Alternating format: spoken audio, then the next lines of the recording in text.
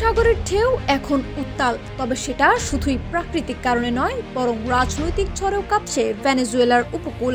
8টি যুদ্ধজাহাজ আর 12 শতাধিক মিসাইল নিয়ে সেখানে অবস্থান নিয়েছে যুক্তরাষ্ট্র। উপকূলে ক্রমেই উত্তেজনা বাড়াচ্ছে যুক্তরাষ্ট্র ও ভেনেজুয়েলার মধ্যকার এই সামরিক অচলাবস্থা। ভেনেজুয়েলার প্রেসিডেন্ট নিকোলাস মাদুরো অভিযোগ করেছেন ওয়াশিংটন সরকার পরিবর্তনের ষড়যন্ত্র করছে এবং সামরিক হুমকির মধ্য দিয়ে ভেনেজুয়েলাকে দমন করার কাজ করছে।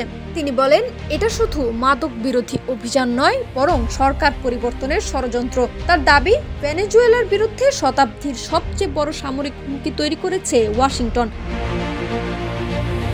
যুক্তরাষ্ট্রের তরফ থেকে অবশ্য দেওয়া হয়েছে ভিন্ন ব্যাখ্যা। তাদের মতে, লাতিন আমেরিকায় মাদক পাচার রুখতেই এই বিশাল সামরিক মহড়া। তবে অভিযোগ আছে প্রেসিডেন্ট মাদুরো নিজেই মাদক কারবারে জড়িত, এমনকি তাকে ধরিয়ে দিতে ঘোষণা করা হয়েছে $50 মিলিয়ন পুরস্কার।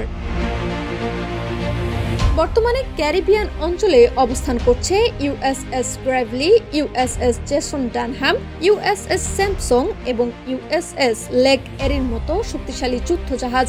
আন্তর্জাতিক বার্তা সংস্থা জানিয়েছে, খুব শীঘ্রই যোগ হতে পারে আরও জাহাজ, নাবিক ও ইউএস মেরিন।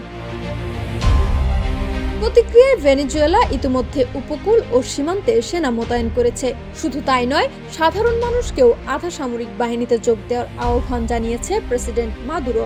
বিশ্লেষকদের মতে, যুক্তরাষ্ট্র ভেনেজুয়েলার সম্পর্ক এখন ইতিহাসের ভয়াবহতম অচলাবস্থায়। পরিস্থিতি যে কোনো মুহূর্তে রূপ নিতে পারে পূর্ণাঙ্গ সামরিক সংঘাতে। প্রশ্ন একটাই, এটি কি শুধু মাদক বিরোধী অভিযান, নাকি লাতিন আমেরিকার মানচিত্রে নতুন এক যুদ্ধের সূচনা? লাবনী আক্তার, ডেস্ক রিপোর্ট, বিপ্লবী বার্তা।